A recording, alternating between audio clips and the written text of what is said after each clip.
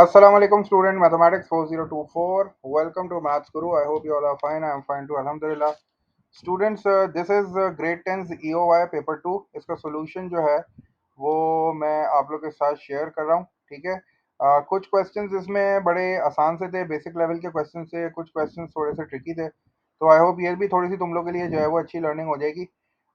बाकी मैं कोशिश करूँगा कि इस पेपर की सॉफ्ट कॉपी भी तुम लोग के साथ शेयर कर दूँ. लेकिन अगर ना कर सका तो ये फिर तो इमेजेस जो है वो तुम लोग के लिए इनफ है. तो तुम लोग इससे जो है वो अपने कॉन्सेप्ट्स को जो है वो रीइंफोर्स कर सकते हो. तो let's just start the solution. अभी मैंने 3 क्वेश्चंस जो है ना वो लाइन अप किए हैं इस वीडियो में इंशाल्लाह. फिर मैं बाकी जो है वो और पार्ट्स बनाऊंगा तो बाकी के क्वेश्चंस भी डिस्कस कर लूंगा. ग्रेड 10 में ज़्यादा आपको पता है 11 वाले टॉपिक्स नहीं है. बाकी इसके अलावा जो है वो सारे टॉपिक्स जो है वो इसमें आ जाएंगे. इसमें ग्राफ ऑफ फंक्शंस का क्वेश्चन भी था, काइनेमेटिक्स का भी था, फंक्शंस का भी था, ट्रिग्नोमेट्री भी थी. तो अच्छा सा एक तुम्हारा रिवीजन हो जाएगा. आई होप ये वीडियो तुम लोग के लिए हेल्पफुल होगी इंशाल्लाह. सॉल्यूशन शेयर कर रहा हूँ तुम लोग के साथ. ठीक है. जल्दी जल्दी से थोड़ा सा तुम लोग को एक्सप्लेन भी कर देता हूँ. The first question was related to trigonometry. बड़ा आसान सा क्वेश्चन था. हमारे पास जो है वो एक फिगर बनी हुई थी. फिगर बेसिकली जो है वो कुछ ट्राइंगल्स और उसमें जो है वो 2 या 3 ट्राइंगल्स हैं और एक जो है वो हमारे पास रेक्टेंगल है. या फिर ये कि तुम इसको 2 ट्राइंगल्स और एक ट्रेपीजियम में भी ब्रेक कर सकते हो. क्वेश्चन में उसने आपसे कहा था find the area of the field. ये पूरी जो फील्ड है इसका एरिया आपको फाइंड आउट करना है. बाकी सारी चीज़ें जो हैं वो आपको गिवन है, फिगर में मेंशन थी सारी. अब चूंकि we have to find the area of the complete figure तो हमने क्या किया, अपने फिगर को जो है वो डिवाइड कर दिया. क्योंकि ये कोई एक शेप तो है नहीं, ना ट्राइंगल है ना रेक्टेंगल है. इसमें इसमें मल्टीपल शेप्स हैं. तो हमने इसको डिवाइड कर दिया डिफरेंट जो थे वो शेप्स में. हमारे पास जो है वो 2 ट्राइंगल्स हैं और एक ट्रेपीजियम है. ठीक है. तो कुछ बच्चे क्या करते हैं, ट्रेपीजियम का उनका फॉर्मूला याद नहीं होता तो वो क्या करते हैं 3 ट्राइंगल्स में कर लेते हैं और एक जो है वो रेक्टेंगल बना लेते हैं. मेरे पास जो यहाँ सोल्यूशन हुआ हुआ है वो भी इसी तरह है. ये ट्राइंगल नंबर 1 है मेरे पास. ठीक है.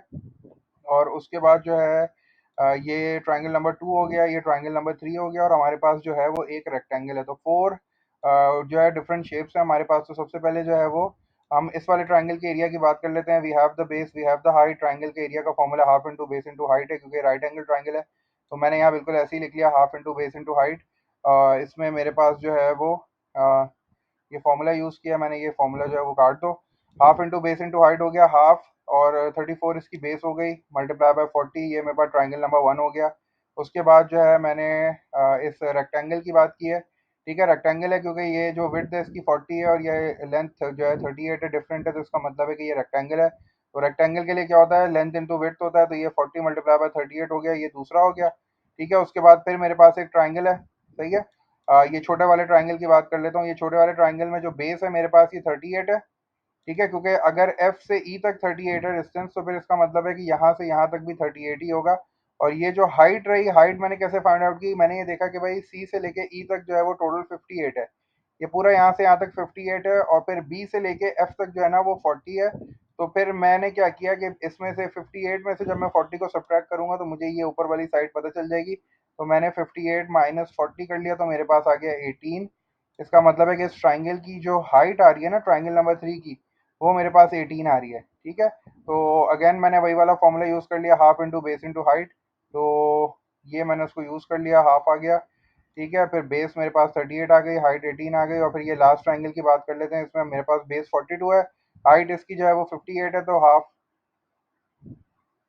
हाफ इंटू 58 इंटू 40 हो गया. ठीक है. ये चारों जो है मेरे पास आ गए हैं. बस कैलकुलेटर यूज़ करना है चूँकि P2 है. ठीक है. सबको मैंने जो है वो कैलकुलेटर में यूज़ किया, ब्रैकेट यूज़ किए. तुम्हारी मर्ज़ी है, तुम अलग अलग करके भी कर लो, तुम्हारी मर्ज़ी है साथ कर लो, बस ठीक है. ब्रैकेट्स यूज़ कर लेना. And your final answer is coming out 3760. और इसका यूनिट लगाना मत भूलना क्योंकि सारी डायमेंशन जो थी वो मीटर में थी. तो इसका मतलब है कि ये मीटर स्क्वायर हो गया. ठीक है. अच्छा, नेक्स्ट पार्ट इसका ये था कि उसने हमें बोला था calculate the length of BC. अब ये जो लेंथ आपको नजर आ रही है ना BC, ठीक है, इसकी लेंथ, इस साइड की लेंथ हमें फाइंड आउट करनी है सेकंड पार्ट में. तो फेयर एनफ हमने ये ट्राइंगल पहले से यहाँ बनाया हुआ है. ठीक है. इसी ट्राइंगल को निकाल के बना लेते हैं. ये ट्राइंगल मेरे पास ये है, ये बी साइड है और ये वाली बी है, ये सी हो गई. ठीक है ना. ये BC हो गया, यहाँ मैंने कुछ भी नहीं लिखा हुआ था. तो ये वाला ट्राइंगल मैंने निकाल के बना लिया. ये 18 है, ये 38 है. अब मुझे लेंथ ऑफ BC चाहिए. इसका मतलब है ये राइट एंगल ट्राइंगल है. और राइट एंगल ट्राइंगल में जो है मेरे पास कोई एंगल नहीं है. इसका मतलब है ट्रिग्नोमेट्रिक रेशियो यूज़ नहीं कर सकता. बाकी है कि राइट एंगल ट्राइंगल में 2 साइड्स के, मैंने एक साइड फाइंड आउट करनी है, हाइपोटेन्यूज है बेसिकली वो. तो मैंने जो है वो पाइथागोरस थ्योरम जो है वो यूज़ कर लिया. पाइथागोरस थ्योरम जो है वो hypotenuse square is equals to perpendicular square plus base square. Perpendicular 18 हो गई, बेस 38 हो गई, और फिर जो है वो हाइपोटेन्यूज निकालनी है। तो मैंने square root on both sides ले लिया। स्क्वायर रूट लेने के बाद जो मेरे पास फाइनल आंसर आ रहा है बीसी का, that is coming out as 42.047। Again जो है वो यूनिट लिखना मत भूलना, ये मीटर हो गया। और लास्ट पार्ट में उसने इस क्वेश्चन के बोला था calculate angle C D E. Angle C D E निकालने के लिए बोला था उसने। एंगल सी डी कौन सा है भाई, यहाँ से स्टार्ट हो रहा है, सी डी यहाँ पे आ रहा है और फिर यहाँ पे जा रहा है। इसका मतलब मुझे ये वाला ट्राइंगल जो है वो यूज करना पड़ेगा, क्योंकि मुझे ये वाला एंगल चाहिए। मैंने क्या किया, ये वाला ट्राइंगल निकाल के बना लिया। सी डी ट्राइंगल ये रहा, इसमें मुझे ये वाला एंगल चाहिए, एंगल डी वाला। तो मैंने जो है वो अपने देखा कि भाई मेरे पास कौन कौन सी साइड्स हैं। ये वाली 58 है, ये वाली 42 है। एंगल के सामने वाली साइड ऑपोजिट होती है, तो मैंने इसको ओ लिख दिया। और ये हाइपोटेन्यूज हो गई। हाइपोटेन्यूज जो है ना गिवन है ना मुझे फाइंड करनी है, ठीक है ना। और दूसरी साइड जो है वो मुझे दी हुई है एडजेसेंट, जो कि 42 है। अब चूंकि मुझे एंगल फाइंड आउट करना है, तो एंगल फाइंड आउट करने के लिए मुझे कम से कम राइट एंगल ट्राइंगल में दो साइड्स चाहिए। तो अब मुझे दो साइड्स गिवन है, तो मैंने सिर्फ इनको लेबल करना है। मैंने ये देखना है कि भाई मुझे कौन सी दो साइड्स गिवन है। तो मुझे ऑपोजिट और एडजेसेंट गिवन है। हाइपोटेन्यूज का यहाँ कोई काम नहीं है, तो मैंने हाइपोटेन्यूज को डिस्कार्ड कर दिया। ऑपोजिट ऑपोजिट और एडजेसेंट का जो रेशियो होता है, that is equals to tangent theta. ठीक है, तो मैंने टेंजेंट थीटा यूज कर लिया। Tangent theta is equals to opposite side है 58, 58 divide by 42। Since I have to find angle, मैंने 10 को शिफ्ट करना है दूसरी साइड पे, 10 इनवर्स हो जाएगा। और उसके बाद 42, सॉरी 58 डिवाइड बाय 42, और मैंने डायरेक्ट कैलकुलेटर से इनवर्स भी ले लिया। तो मेरे पास जो एंगल आ रहा है एंगल सी डी ई, इसको बोल लो, ठीक है, क्योंकि इसने क्वेश्चन में भी यही बोला हुआ है। तो the value of angle C D E is coming out as 54। If you want to write it as 54, ये 54 भी सही है बिल्कुल। या बेहतर है कि तुम जो है ना, अगर कंफ्यूज हो रहे हो ना, तो तीन डेसिमल प्लेसेस बेस्ट हैं। वैसे तो दो भी एक्सेप्टेबल हैं, लेकिन ये है कि बेस्ट जो है वो तीन डेसिमल प्लेसेस हैं। और इसके ऊपर डिग्री लगा दो, क्योंकि ये एंगल है। तो दैट वाज क्वेश्चन नंबर 1। बड़ा इजी सा क्वेश्चन था, सिंपल जो है वो ट्रिग्नोमेट्री थी इसमें, बेसिक ट्रिग्नोमेट्री, जो कि राइट एंगल ट्राइंगल से। अच्छा, अब जरा दूसरा क्वेश्चन देख लेते हैं। दूसरा क्वेश्चन जो था वो कम्युलेटिव फ्रीक्वेंसी कर्व से रिलेटेड था। उसमें हमें उसने एक कम्युलेटिव फ्रीक्वेंसी जो है वो ग्राफ बना के दिया हुआ है। वो कह रहा है कि भाई ये जो है ना साइक्लिस्ट, इसको थोड़ा सा इधर कर लेते हैं ताकि क्वेश्चन जो है वो अच्छी तरीके से हमें समझ में आ जाए। अच्छा भाई, तो the question is about 80 cyclists. और ये 80 साइक्लिस्ट जो है ना वो asked the distance in kilometre पर each hours the distance in kilometre this cycle last week. अच्छा, अब उसने जो है मुझे कम्युलेटिव फ्रीक्वेंसी का कर्व बना के दिया हुआ है। और यहाँ जो है उसने बस ये चीज़ याद रखना कि हमेशा जो ग्राफ का टॉप होता है ना, वो तुम्हारी टोटल फ्रीक्वेंसी नहीं होता। लेकिन यहाँ चूंकि तुम हमने देखा कि यार हमारा जो ग्राफ है वो बिल्कुल टॉप से स्टार्ट हो रहा है, तो इसका मतलब है कि इसकी जो टोटल फ्रीक्वेंसी है ना, ये 80 है। तो इसका मतलब है, मैंने यहाँ सर्कल कर दिया कि भाई मेरी जो टोटल फ्रीक्वेंसी है ना वो 80 है, ठीक है। तो 80 इज माई टोटल फ्रीक्वेंसी। अब वो मुझसे कह रहा है कि find the cumulative frequency diagram represents the results. Use the graph to estimate. क्या estimate करना है मुझे? The number of cyclists who cycle between 60 and 80 kilometers. अब देखो वो मुझसे कह रहा है number of cyclists। तो अब तुम्हारा जो cumulative frequency कर्व होता है, उसमें जो y axis होती है, ये cumulative frequency का होता है। मतलब ये number of things का होता है। बेसिकली cumulative frequency तुम्हारी जो है वो number of things है ना। और तुम्हारा जो x एक्सिस होता है वो क्वांटिटी है। तो यहाँ डिस्टेंस हमारी क्वांटिटी है। तो अब वो कह रहा है the number of cyclist who cycled between 60 to 80 kilometre. अब 60 टू 80 किलोमीटर के बीच में कितने साइक्लिस्ट आ रहे हैं? तो उसका सबसे आसान तरीका यही है कि 60 और 80 किलोमीटर तुम्हें जो है वो किलोमीटर्स है, ये डिस्टेंस है। तो ये डिस्टेंस तुम्हें कहाँ पे मिलेगा? ये तुम्हें एक्स एक्सिस पे मिलेगा। तो तुमने 60 पे जाके एक्स एक्सिस पे एक वर्टिकल लाइन ड्रॉ की, और तुमने जो है वो कर्व को हिट किया। उसके बाद तुम हॉरिजॉन्टल चले गए, तुमने ये वाली वो रीडिंग पढ़ ली। ये वाली रीडिंग तुम्हारी आ रही है 32, ठीक है।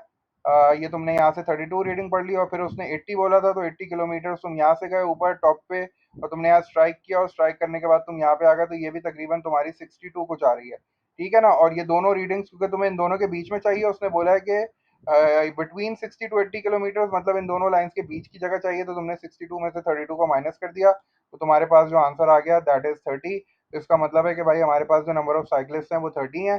सेकंड पार्ट में उसने बोला फाइंड द मीडियन, ठीक है, find the median distance cycle. अब देखो कम्युलेटिव फ्रीक्वेंसी में मीडियन निकालना है, इसका मतलब है पहले लोकेशन निकालनी पड़ेगी, उसके बाद ग्राफ से जाके हमें वो मीडियन तलाश करना पड़ेगा। तो सबसे पहले लोकेशन के लिए, since it is median, median जो है वो हमारे पास क्या होता है, Q2 होता है। Q2 जो है वो 50% पे मिलता है हमेशा, ठीक है ना, क्योंकि मीडियन आधा आधा होता है, ठीक है। तो हमें 50% पे मिलेगा। 50% का मतलब है 50 upon 100, multiply by total frequency कितनी है, 80 है, 40 आ गई, 40 लोकेशन है भाई, ये आंसर नहीं है, ये लोकेशन है, इसलिए मैंने इसको सर्कल किया हुआ है। हाँ, कुछ बच्चे बोलते हैं कि सर इसकी जरूरत ही नहीं है वर्किंग की, हमें पता है 80 का आधा कितना होता है, 40। तो वो बिल्कुल एक्सेप्टेबल है, वो बिल्कुल ठीक है, आप कर लो उसको। लेकिन बस ये है कि आप गलती में ना करना, टोटल फ्रीक्वेंसी हमेशा देख के लेना। कुछ बच्चों की आदत होती है हमेशा ग्राफ का टॉप लेते हैं टोटल फ्रीक्वेंसी। देखो भाई, देख लिया करो तुम्हारा ग्राफ जो है वो टॉप पे जा भी रहा है कि नहीं जा रहा है, ठीक है, उस वजह से तुम्हारी रीडिंग्स जो है ना वो गलत हो जाएंगी। तो यहाँ बस यही करना था, 40 लोकेशन आ गई, मैं गया 40। अच्छा, अब ये 40 क्या किया है, 80 बेसिकली क्या थी, 80 हमारी टोटल फ्रीक्वेंसी थी ना, 80 हमारी टोटल फ्रीक्वेंसी थी, तो इसका मतलब है ये जो वैल्यू आई है ये वाई एक्सिस की वैल्यू आई है। तो अब मैं गया हूँ 40 पे, फटाफट वाई एक्सिस पे मैंने 40 पे मार्क किया, हॉरिजॉन्टल लाइन लेके आया, अपने कर्व को स्ट्राइक किया, और उसके बाद आ गया मैं नीचे। तो मेरे पास जो रीडिंग आ रही है तकरीबन 65 66 जो है वो कुछ मेरा मीडियन आ रहा है। तो यहाँ से पढ़ लो कि तुम देखो, सबसे पहले जरूरी है कि तुम्हें एक्स एक्सिस का स्केल समझ में आना चाहिए। एक्स एक्सिस का स्केल जो है ना वो एक स्मॉल बॉक्स 2 के बराबर है, ठीक है ना, एक स्मॉल बॉक्स 2 के बराबर है। तो यहाँ जो लाइन है ना, ये जो तुम्हें लाइन नजर आ रही है, ये बेसिकली 70 की लाइन है, ठीक है ना। तो ये तकरीबन जो है ना वो इन बिटवीन जो है वो दोनों के आ रहा है। अगर मैं यहाँ से लाइन ड्रॉप करूँ तो ये बिल्कुल इन बिटवीन आ रहा है, तो इसीलिए 65 66 जो है ना वो एक्सेप्टेबल है। उसके बाद लास्ट पार्ट में कह रहा है the inter quartile range. Inter quartile range क्या होती है भाई, Q3 माइनस Q1 होती है। इसका मतलब है you have to find the first quartile. First quartile की लोकेशन फाइंड करनी पड़ेगी पहले, फिर थर्ड क्वार्टाइल की लोकेशन फाइंड आउट करनी पड़ेगी, फिर जाके ग्राफ से दोनों की वैल्यूज पढ़नी पड़ेंगी और फिर उनको माइनस करना पड़ेगा। तो अब देखो, यहाँ मैंने वर्किंग नहीं किया, मुझे पता है कि भाई Q3 जो है वो 75% पे मिलेगा, और 75% ऑफ 80 जो है ना वो 60 होता है, ठीक है। अगर तुम्हें कैलकुलेशन करनी है तो यहाँ कर लो, बिल्कुल बिल्कुल इस तरह कर लो, 75 लिख लो, 75 अपॉन 100, ये हो जाएगा 75%। और तुम्हें किसका 75% निकालना होता है, टोटल फ्रीक्वेंसी का निकालना होता है। टोटल फ्रीक्वेंसी कितनी है तुम्हारी, टोटल फ्रीक्वेंसी तुम्हारी 80 है, तो तुमने यहाँ 80 लिख लिया। जब तुम ये सॉल्व करोगे तो तुम्हारा आंसर कितना आ जाएगा, तुम्हारा आंसर आ जाएगा 60। और अगर तुम्हें फर्स्ट क्वार्टाइल की लोकेशन, अब ये फिर इसको यही करना, ऐसे सर्कल किया करो और इस पे लिख दिया करो एल, ये लोकेशन है, ये हम तुम्हारी क्वार्टाइल नहीं है। और अगर तुम्हें वो करना है तो वो कितना हो जाएगा, वो हो जाएगा 25 जो है परसेंट पे होता है वो, क्वार्टाइल नंबर 1, तो ये 25% हो गया। 25% किसका, टोटल फ्रीक्वेंसी का। टोटल फ्रीक्वेंसी कितनी है, टोटल फ्रीक्वेंसी 80 है, तो 25% ऑफ 80 जब तुम निकालोगे तो तुम्हारा आंसर जो है वो 20 आ जाएगा, ठीक है। तो तुमने यहाँ जो है वो 20 लिख लिया, क्योंकि हमारा मीडियन जो है 40 पे है, तो 40 से 20 है, वो 20 जो है वो डाउन हो गया। अगेन इसको इस तरह सर्कल बना के जो है ना वो ऐसे एल लिख दो ताकि पता चल जाए लोकेशन है। अब जल्दी से मैं गया हूँ 60 पे, मैंने रीडिंग ली है, ठीक है। अच्छा, अब ये सारे के सारे वाई एक्सेस वाले हैं, तो मैं 60 से गया, 60 से मैंने रीडिंग ली, तो मेरी तकरीबन जो है वो 78 आ रही थी। और फिर मैंने जो है वो 20 से रीडिंग ली, तो 20 से जो मैंने रीडिंग ली वो मेरी तकरीबन 48 आ रही थी, ठीक है। 20 ये रहा। यहाँ से आओगे, स्ट्राइक करोगे, नीचे जाओगे तो ये 48 आ रही है तकरीबन ना। तो 78 माइनस 48 जो है वो 30 आ गई। तो इंटर क्वार्टाइल रेंज जो है ना वो 30 किलोमीटर आ गई। आप कभी भी जो है वो 60 माइनस 20 नहीं करते, ये लोकेशन है बेसिकली, इस लोकेशन पे जाके सर्च करते हो। क्वार्टाइल्स आपको हमेशा एक्स एक्सेस पे मिलेंगे, क्योंकि क्वार्टाइल्स में जो आप लोकेशन फाइंड करते हो वो आपको जो नंबर बताता है वो वाई एक्सेस का होता है। तो आप वाई एक्सेस पे जाके हॉरिजॉन्टल लाइन ड्रॉ करते हो, कर्व तक आते हो, फिर वर्टिकल लाइन ड्रॉ करते हो। क्वार्टाइल सारे के सारे एक्स एक्सेस में मिलते हैं, अच्छी तरीके से इस चीज को याद रख लेना कि क्वार्टाइल्स आप हमेशा एक्स एक्सेस से पढ़ोगे, ठीक है। तो इंटर क्वार्टाइल रेंज हो गई Q3 माइनस Q1। तो हमारा जो फाइनल आंसर आ गया वो आ गया 30 किलोमीटर। एक लास्ट क्वेश्चन इसमें देख लेते हैं, वो फंक्शंस का क्वेश्चन है, ठीक है। फंक्शन के क्वेश्चन में उसने हमें फंक्शन दिया हुआ है। हमारा जो फंक्शन है दैट इज 2x-3/4, ये उसने फंक्शन दिया हुआ है। पहले वाले में कह रहा है एफ ऑफ 2 फाइंड करो, चूंकि ब्रैकेट में 2 है, इसका मतलब है कि तुम्हें जो x की जगह पे वैल्यू पुट करनी है वो 2 होगी। तो तुमने अपना फंक्शन लिखा एफ ऑफ एक्स। अब तुम यहाँ एफ ऑफ एक्स नहीं लिखोगे, अब तुम यहाँ एफ ऑफ 2 लिखोगे, क्योंकि तुम जो है वो अपने फंक्शन में 2 वैल्यू डाल चुके हो। तो एफ ऑफ 2 हो जाएगा, 2 एज इट इज आएगा, ब्रैकेट में 2 आ जाएगा, हमेशा वैल्यू ब्रैकेट में डालना, -3/4। 2 टाइम्स 2 इज 4, 4 में से जब 3 माइनस करोगे तो 1 आंसर आएगा, 1 डिवाइड बाय 4 0.25 आएगा। तुम्हारी मर्जी है तुम 1/4 लिख लो, तुम्हारी मर्जी है तुम 0.25 लिख लो, दोनों एक्सेप्टेबल हैं। सेकंड पार्ट देख लो, सेकंड पार्ट में आपसे कह रहा है given that F inverse X is equals to C X plus D. अच्छा, वो कह रहा है कि पहले एफ इनवर्स एक्स निकालो, और जब वो आ जाएगा तो उसको इक्वेट करो सी एक्स प्लस डी से, और फिर सी और डी की वैल्यू निकालो। अब हमें पता है कि भाई इनवर्स निकालने के हमारे पास 3 स्टेप्स हैं। फर्स्ट स्टेप क्या होता है, जो भी आपका फंक्शन है उसको y के बराबर रख दो, जो भी आपका फंक्शन है उसको y के बराबर रख दो। ये हमारा फंक्शन है, तो हमने एफ एक्स की जगह पे y लिख दिया, y is equal to 2x-3/4, ये हमारा फर्स्ट स्टेप हो गया। जब आप y से इक्वेट कर दो अपने फंक्शन को, फिर सेकंड स्टेप होता है x को सब्जेक्ट बनाने का। तो अब मुझे x को सब्जेक्ट बनाना है, 4 यहाँ डिवाइड हो रहा है, इधर आके मल्टीप्लाई हो जाएगा, तो ये 4y हो जाएगा। ये माइनस का 3 इधर आके प्लस हो जाएगा तो 4y प्लस 3, और ये 2 मल्टीप्लाई हो रहा है डिवाइड हो जाएगा तो 4y प्लस 3 अपॉन 2 हो जाएगा इक्वल टू x। ये मेरा सेकंड हो गया स्टेप। अब जब x सब्जेक्ट बन जाए तो उसके बाद x को जो है वो f इनवर्स x से रिप्लेस कर दो।